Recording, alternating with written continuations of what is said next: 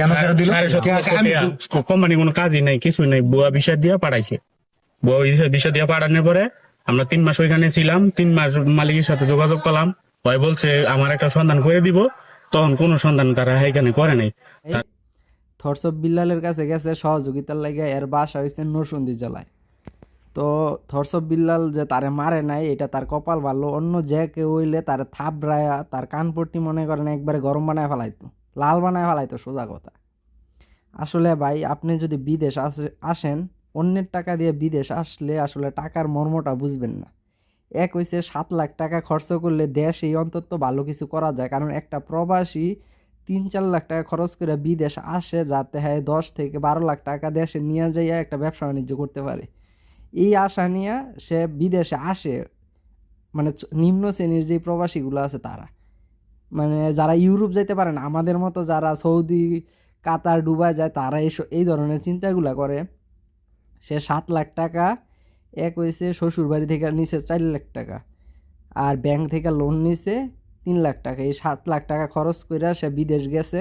ওইখানে বলে কোম্পানি নেই। আচ্ছা ভাই, কোম্পানি নাই, এই যে সৌদি আরব, সৌদি আরব আমি আসছি, আমি যদি যাইবার নিয়ত থাকে, এই দেশের কোনো মানুষ ক্ষমতা নেই আমার আটকায় রাখার।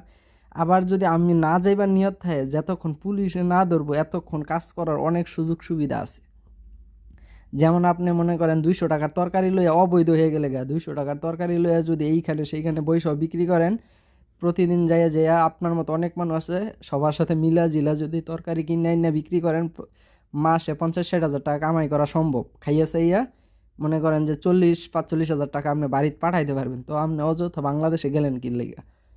তো এর কপাল বালা যে থরসব বিল্লাল তারে মারে নাই, তারে আগে গাড়াইবার দরকার ছিল, তারপরে সমাধান। আসলে এই ধরনের লোকের আমি মনে করি টাকা ফেরত যে এজেন্সি এর মাইট দিছে একেবারে বালা কাম করছে, হ্যার মতো লোকের টিয়া ফেরত দিবার কোনো দরকার নাই। সৌদি আরব বহুত মানুষ আছে ভাই, কাজ নাই, কাজ নাই, কাজের অভাব নাই ভাই। কেডা কয় কাজ নাই? হয়তো টাকা ঘুরে আপনার ভালো জায়গা দেখে ঢুকতে হইব যদি আপনি কাজ জানতে পারেন। সৌদি আরবে রিয়াদ হারা নাম আছে, হারা। এইখানে আপনি যদি আসেন, আকুব মেডিকেল যে এর আশেপাশে আসবেন, কেউ বললেই মানুষ দেখায় দিব। এইখানে আইসা যদি আপনি যে কাউরে জিগান যে ভাই আমি ডিমান্ড গলিতে যাবো, ওইখানে শত শত ডিমান্ড পরে, একদিনে 300-400 লোক কাজে নিয়ে যায়। আপনি এইখানে 2 মাস 10 দিনে 15 দিনে বেতন দেয় সর্বনিম্ন 10 রিয়াল ঘন্টা।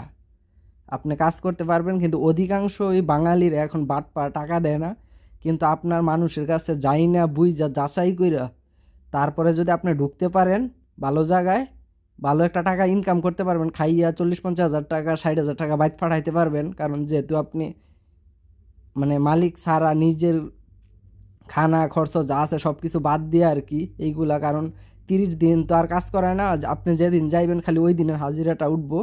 তো 80 টাকা 90 টাকা 100 টাকা, আর যদি ভালো কাজ জানেন তাইলে মনে করেন 13 টাকা 14 টাকা 15 টাকা ঘন্টা আছে আর কি। তো আপনারা এই জায়গায় এসে যোগাযোগ করতে পারেন, যাদের কাজ নাই আর কি তারা আসবেন। আবারও বইলা দেই, রিয়াদ হারা আকুব মেডিকেল।